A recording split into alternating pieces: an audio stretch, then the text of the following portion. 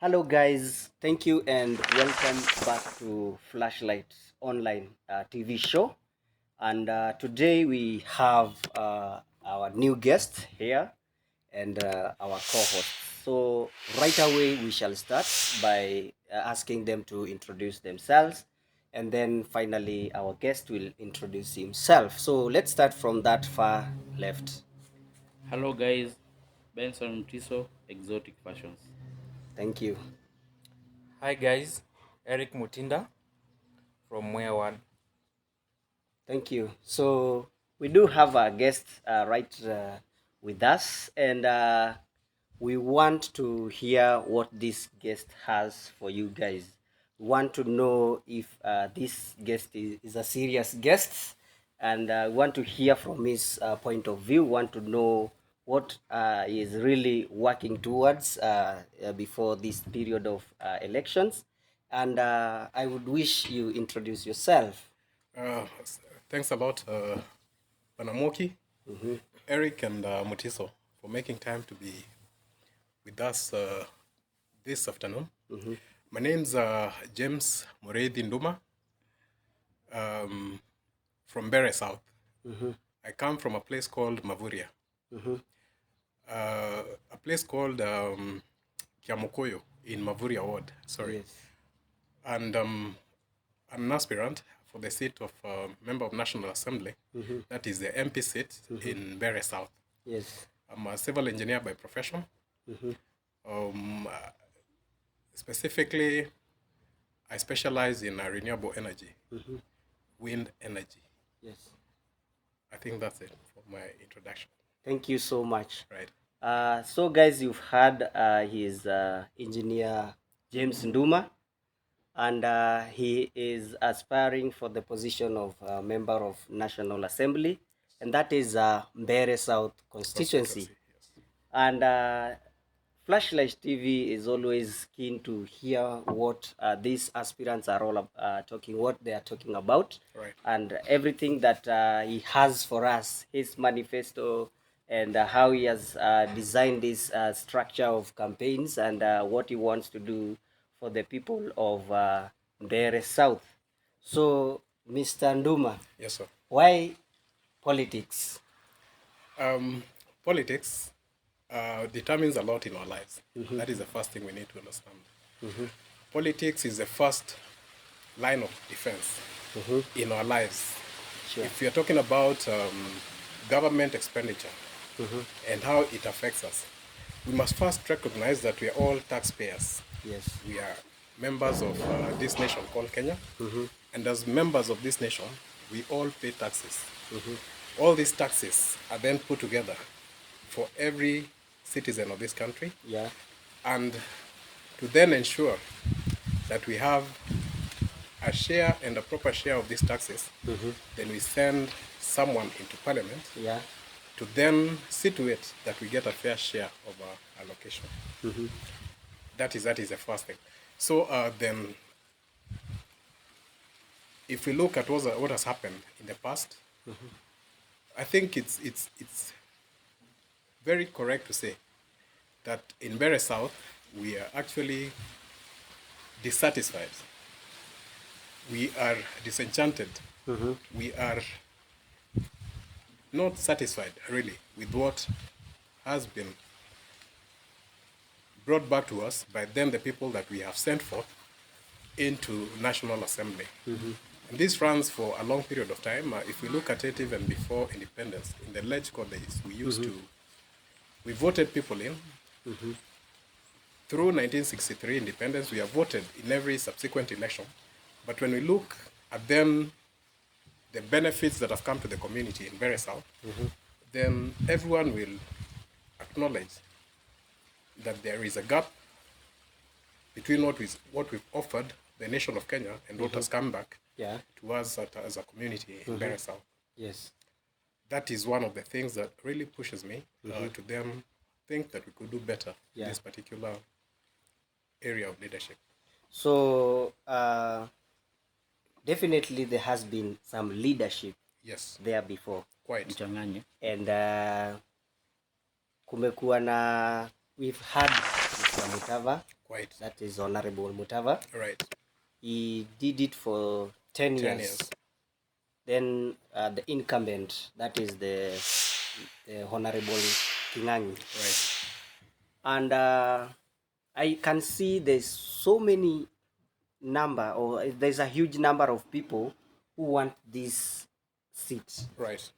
Does it mean people are dissatisfied with the leadership, or the current leadership is not working, or the previous leadership has never been working in Mbeere South? Very good question. Now, if we go back to what I just said, this disenchantment, Yeah. this dissatisfaction, Yes. and this disillusionment Yes. with the leadership is not a current thing. Yeah. It is something that is then happened over a long period of time. Yes. And it is clear to everyone that we have not gotten our rightful share in terms of what comes both from the national government and the county government. Yes. And this is representative of a leadership that is been wanting all along.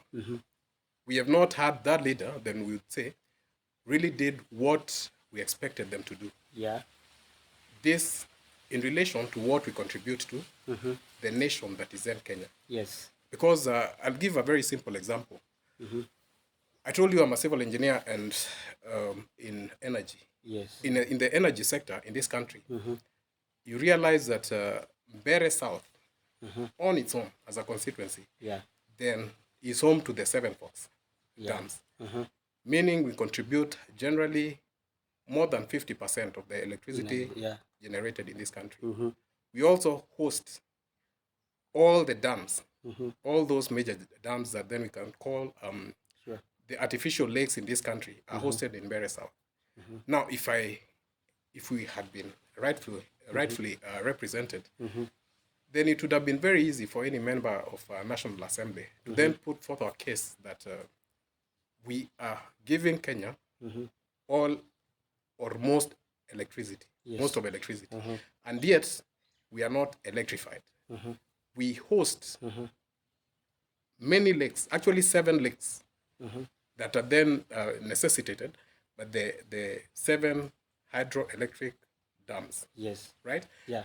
We still do not have piped water, Sure. both for drinking and for irrigation. I mean, anyone looking at this case scenario would think you've either been represented by very inept leadership or there's something that is not right with the leadership that has been. Yes. Because in a span of 5 years, as a leader, you should be able to then do something given those ingredients. Mandate. Yeah.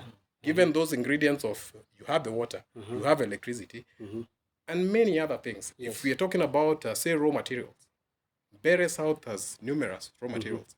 If you look at very small things like just stone, Yes. something that is insignificant, if we were to have a crusher in Mbeere South and produce stone aggregates, Yeah. Yeah. I mean, we have all the necessary ingredients to be the greatest constituency in this country, and it has not happened. So then the leadership, I'd say, has been wanting all along. Because if any of those leaders had 5 years Sure. as a minimum, then in 5 years, you should have done something that we would see and talk about. Ben, do you think the leadership has failed us? And do you think giving a new blood, fresh blood, this position would work marvelous? I'm on record saying about the current leadership, past leadership, they have done nothing. Nothing. Because being an entrepreneur, just the way engineers said, we host the 7 dams. Yes. We give Kenya the most electricity. They have a huge Yet, chunk. Mbeere South, I think it's 20% connected to electricity. That's very weird. That's very wrong. Talking about piped water, we don't have piped water in Mbeere. Quite. We have But the dam. we have in Mbeere South, Mavuria, that side. No, we But don't have. During the tenure you know, of Honorable Mutava. we are talking about 5% Okay. in the whole constituency. Yes. Only 5% were connected. We need to be serious because we have all the resources. Quite. We just need someone who will say, this year what I'll do, this year budget, what I'll do, I'll connect all homesteads with water. Because 100 million is a lot of money. Ukipanga utaconnect, you just need to pump water from Masinga Dam to the highest point. Then you distribute through force of gravity. So it's very much possible. But the leaders wanafanya the common mwananchi aone hizi vitu ni very impossible. But with good mechanism, good leadership, and someone who sees opportunities, very much possible. Eric, Yes, sir. let me ask you. Amesema resources ziko. Now we have electricity. Yenye ina generate. It's empowering, like every homestead is connected through ile electricity inatoka Mbeere from the 7 forks. Do you think our leaders, are we is the public to blame or the leaders to blame? Okay, talking about the natural resources in Mbeere South, I cannot blame the residents. I'll blame the leadership more, but also the residents because of 14 poor leadership or poor leaders. Having those resources and a good roadmap, a good leader who can make a good roadmap on how we tap these resources to mwananchi is the key. Sure. Where as a community, we are, I don't know, it's a mess or a kind of something because we have elected leaders who have not shown the servants quality of delivering the community. When you talk about there is water in Mbeere South, I think that is 1% or 1.5% because Mbeere South is just big, you know, and we are surrounded with the dams, wherever Yakana, where you go the other side, 7 Forks. So I think the leaders have failed in that point of natural resources, tapping the natural resources, because as James has said, we have 7 Forks, we have water, we have the other natural resources. And also, we can also grow ourselves agriculturally. We can grow ourselves, getting some fruit farming kind of something. We also have the other agribusiness kind of stuff. And that we can grow that from that point of view. So I think we need a good leadership and a person who can deliver, a servant who needs a design, a kind of proposal.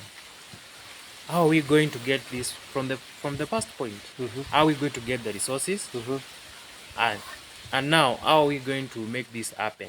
You know, that's kind of a leader. Sure. I think, and so I can say, we as Mbeere South, we have not failed so much because any leader who comes on talks of the same thing.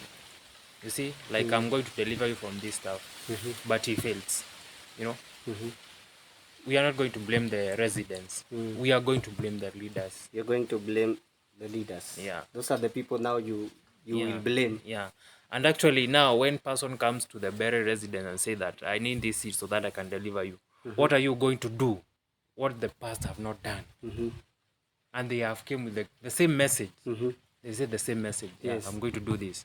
Nothing happened. 5 years. Bwana Nduma, why do you think you are better placed if you get this chance? First, I'd like to say that leadership, we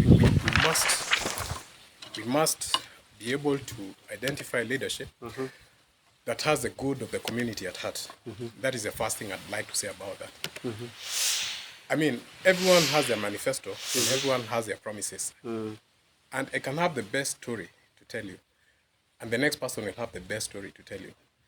Now, what we need is someone that has the good of the community at heart, and then that has the roadmap, is able to say what is going to do.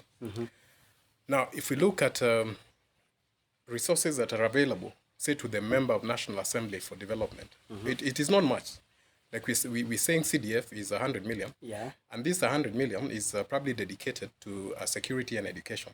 So then we do not have the leeway to then do things that pertaining to water and other things, unless they then tie down to education or security, whereby you can sink a borehole in a school and probably have the community around the school benefit from that. It is very limited.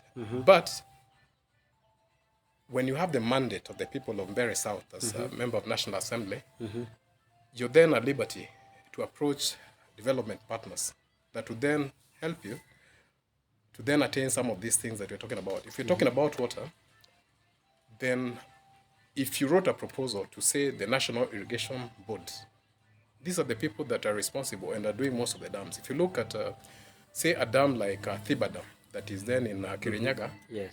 that is done by the National Irrigation Board. There's another dam called Twake Dam that is then done by the National Irrigation Board. Now, it has to be a very consultative effort between various bodies in government, and it has to be done in concert and in consultation. I've talked to people and they say that we need to probably have demonstrations and talk about our rights, that we need water from, say, Tarda, who are in charge of the water.